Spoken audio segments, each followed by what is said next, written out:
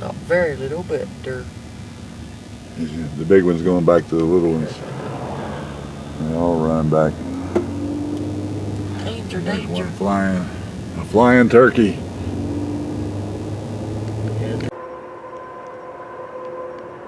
This little place called Recapture Reservoir. I'm not sure what. We were just driving by. We pulled down a shitty ass road and parked here. We're gonna make some sandwiches and have a brunch.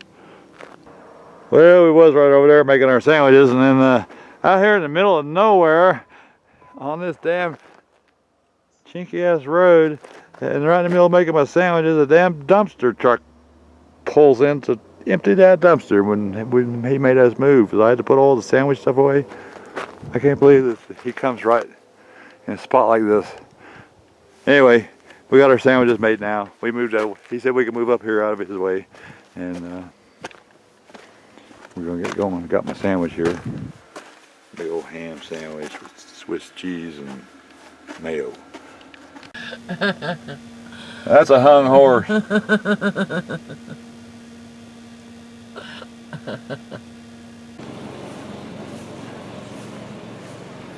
Stopped at a little place called Bluffs Fort. We just happened to going by. It's called Bluffs Fort.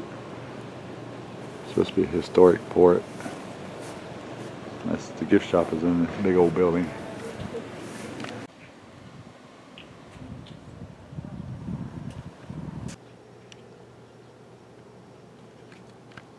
So is this a traditional Ute teepee?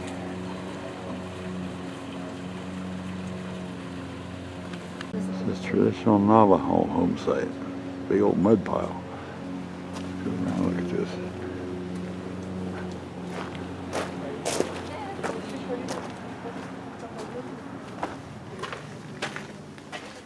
Oh, this is actually pretty nice. It's just a mud pile on the outside, but it's pretty nice on the inside. You got some bearskin rugs down here. Pictures.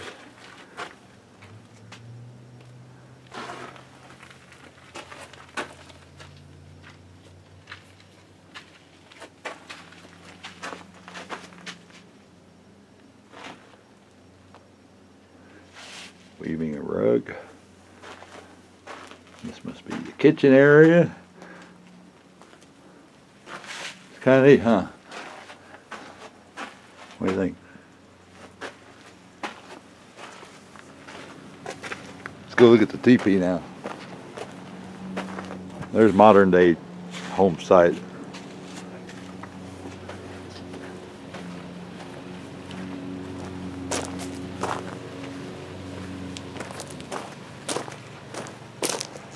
Looks like rain we get in.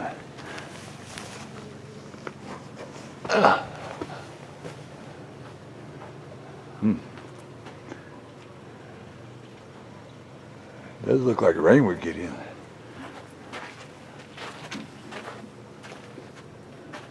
Posey. Mancos Gym.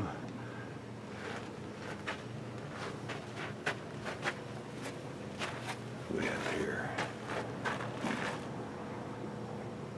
Jim Mike of White Mesa, Utah.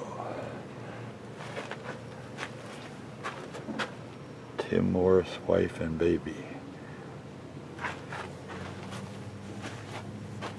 Camp at Max Fly. So anyway, that's what the inside of a teepee looks like. Got some blankets. I guess you sleep near the edge because, well, if you have a fire, I guess you'd have to have smoke go out up there, but it just seems like you get wet if it rains. Is what it seems like to me. Old wagon. They got some steps so you can look inside.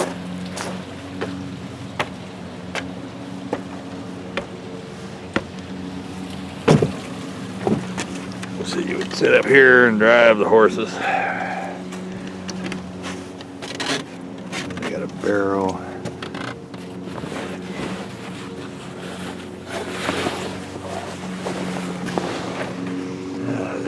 There's the back of it. But it's not very big. It's really small.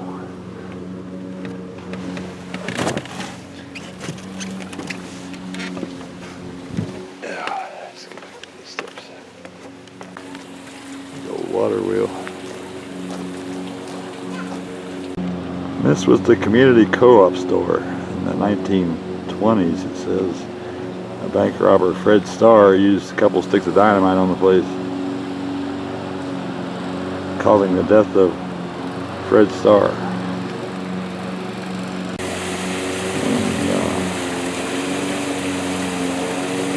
A lot of water action going on here with this water wheel. There's no wagon hooked up with a horse.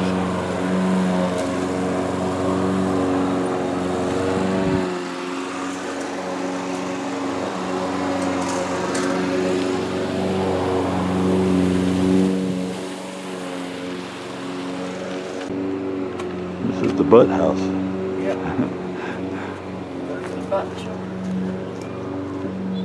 Parley and NC Camellia Butt had this cabin back in 1879, it says. So we're going into the butt house. Look, do not touch her.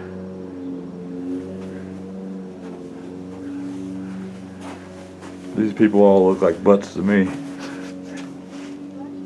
There's a butt, he's a butt, she's a butt.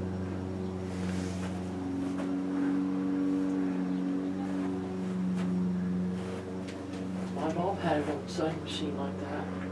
A fireplace and a bed. It's just a one-room cabin. One big beam holds up the ceiling. Little chair.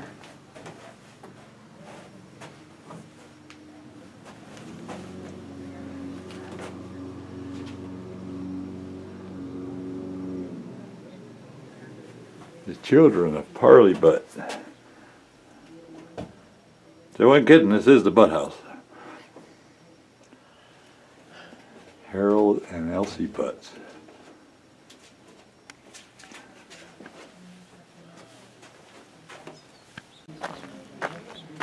And this cabin belonged to Samuel Wood. Got a saddle, a little cupboard. Clover Girl, I can actually remember that, using that. Baby carriage. Stove. Lantern. Rug whip.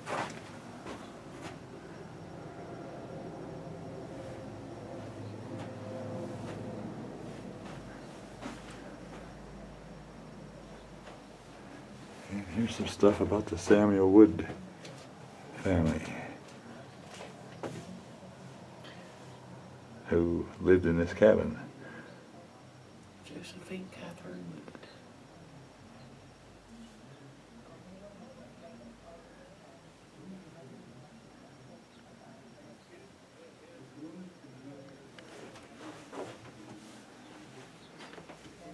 An old embroidery.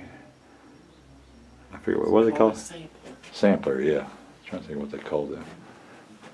A cowboy hat and some stirrups and things. Old table. It's kind of like our old table home. And this cabin belongs to Frederick Jones and Mary Jones.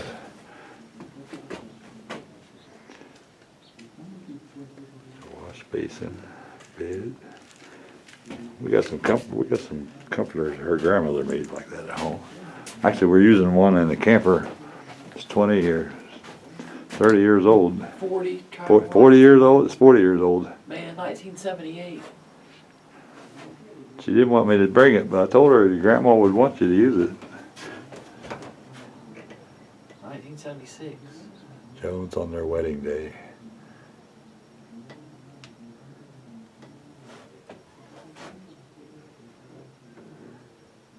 The Joneses' daughters. 5 daughters.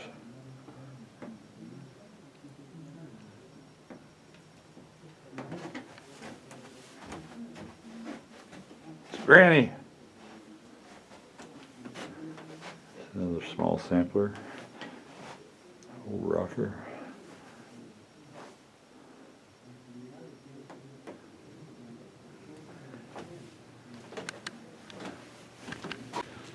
This This is the Charles and Jane Walton cabin. Looks like a schoolhouse. The Waltons. Oh yeah, it is the Waltons, ain't it? It says the Waltons cabin. Got some instruments on the wall.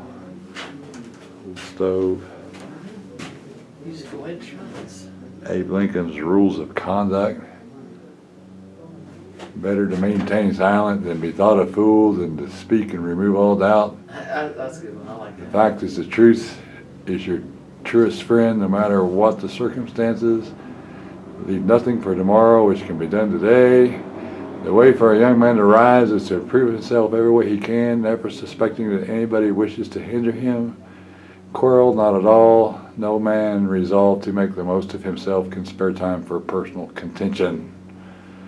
By all means, don't say, if I can, say I will. Let none falter who thinks he is right. I say try. If we never try, we shall never succeed. Stand with anybody that stands right. Stand with him while he is right, and part with him when he goes wrong. Abe Lincoln. And here's more sayings, golden sayings of Abe Lincoln. Hey, I remember having a pair of roller skates like these. Kind of like these. They didn't have the metal wheels, but Yeah, I remember them. This is the Henson Bell's cabin. Hanson Bayless. While serving one term as sheriff of San Juan County, 2 outlaw cowboys were seen in the county. Hanson and his deputies rounded up the 2 cowboys and headed for Thompson, Utah, over 100 miles away. This was the closest railhead where the outlaws could be extradited to Colorado to stand trial for their misdeeds. Each night, Hanson and his deputies would take turns standing guard over the prisoners. One night, during Hanson's watch, everyone seemed to be asleep. Pretty soon, his eyes got heavy too, and he dozed off. All of a sudden, he heard someone call out his name, Hanson. He awoke just as one of the outlaws was grabbing for the rifle between Hanson's knees. Hanson got the rifle first, and the plan was foiled.